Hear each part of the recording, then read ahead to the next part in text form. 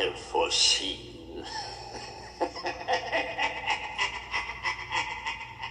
Welcome. Here we are going to go over some of the beginning stories of the Star Wars timeline. Go ahead, like, share, and subscribe, and leave comments, not only for general community involvement, but also so we know what's working and how we can improve. So with all that, let's get started. Dawn of the Jedi Into the Void, Chapter 2. We jump into Chapter 2 with another flashback. Lannery thinking of how long it will be until she sees her parents again. We are introduced to the background of her parents. They are Jedi Force wielders.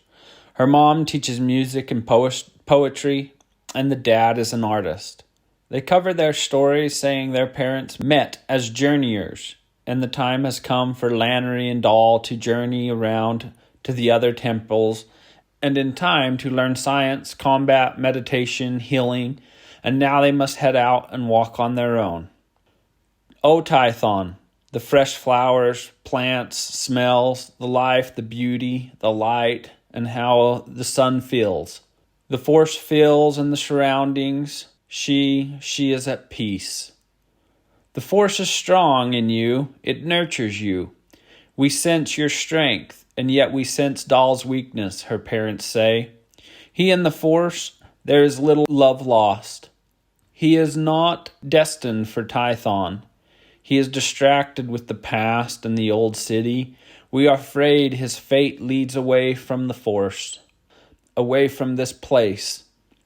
Seems even as a young Lannery, her parents explain the concerns they have with Dahl, and naively Lannery thinks she can make sure it doesn't happen.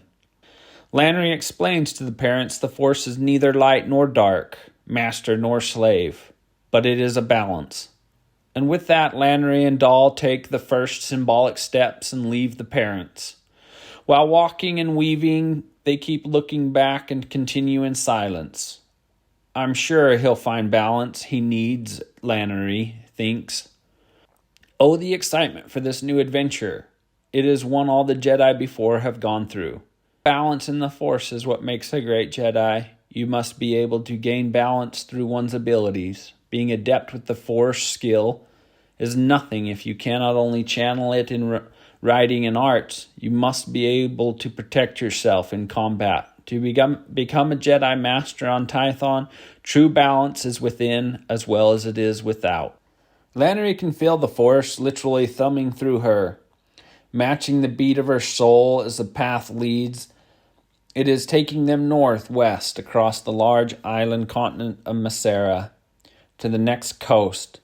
Then they will cross an 800-kilometer Therian ocean and arrive at Thyr. Continuing on crossing mountains and forests, they will arrive at Kigong Kesh, the Temple of Force Skills.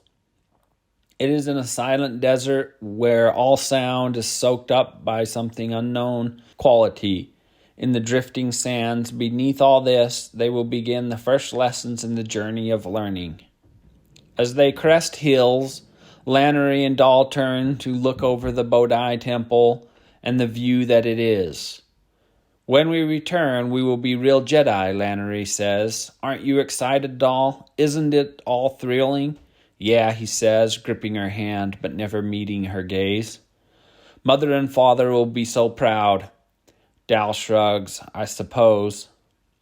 Lannery is back in her Peacemaker as she is flying out of Tython's atmosphere. She could see the great continent Talz.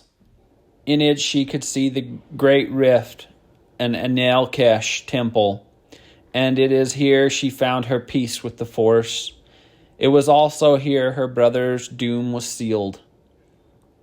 She wished she could go see her parents. She wished she could tell them to continue to mourn their son, as they had to know of him from the comments Master Exing said. They understood the circumstances. Whatever the outcome of the mission was, Dalian Brock, they knew, was no more. He shunned the family and let them think he was dead. Not everyone finishes the great journey, her mom said at his memorial. That little shack, she said out loud and laughed to herself. This is something she only said to herself to describe Dahl at times when he pissed her off. Lannery takes the message pod and activates it through the ship's computer. Dan Pal is giving her instructions. Go to the Kalimar, the city-state of Ral Yan. Find a Twi'lek called Tree Sauna in a tavern. Ask the tavern owner. He is no Jedi, but with his interests and his greed driving him, he has served us well, so pay him well. It tells of her thoughts and that they don't like to use non-Jedi for their missions. Be wary of him, as he has his own interests as well. He is dangerous, Dan Pal smiled, almost as dangerous as you. Kalimar, here we come. She talks to herself. This seems to be a byproduct of being alone so much. Oh, how she did not like a partner. Sometimes she talked to the co-pilot seat as if someone was with her, but it was always empty. She looked out to the stars and how much was there, thinking about how much she did not know. She made preparations to ensure no one was tracking and then started going through all the data the masters had given her. On your great journey, be sure to do more walking and traveling, not by speeder or tavern, for the biggest part of learning from the journey will come by the natural path. Lannery and Dahl are skipping along when they are suddenly come upon by a pack of hookahs. They hypnotize their victims and then gouge out their eyes. They hover and sing lovely melodies in a harmony.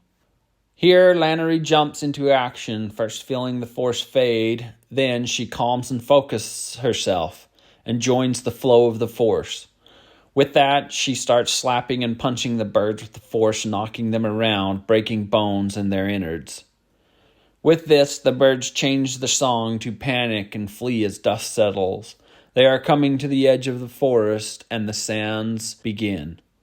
As they walk out into the sands, she tries to speak, and all she feels is the vibration. Dahl is frightened. Pride swells, but there is no time for pride, as it is distracting.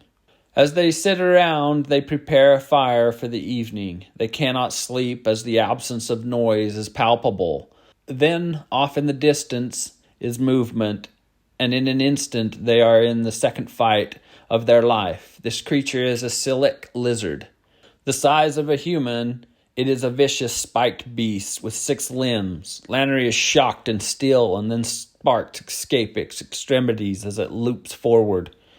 Force push it back, Lannery thinks, but nothing happens as she is petrified, but the creature is falling, and with that she spins, and Dahl is shooting it with an old blaster given to him by his grandfather. Lannery always thought it was a junk compared to the force, but clearly it just saved her life. It seems the desert muted the force as it has muted all sound. They bury the creature to keep other predators away. She hugs Dahl and tries to tell him thank you in his ear. 40 days from home, Lannery thinks of all the challenges yet to come. For the first time, she thinks and wishes to be home. Another 6 days of traveling, they come across the temple, Qui-Gon Kesh. They are hungry, tired, and the weight of the silence has been crushing them, even though her brother has been there the entire time. This temple is below ground in a maze of caverns and tunnels. Finally, a word can be heard. Here, a huge cavern lies, the majestic temple where arcane mysteries and training will commence. It is also here where Dalian Brock's fall will begin. So with that, we came to the end of Chapter 2. Thanks for listening.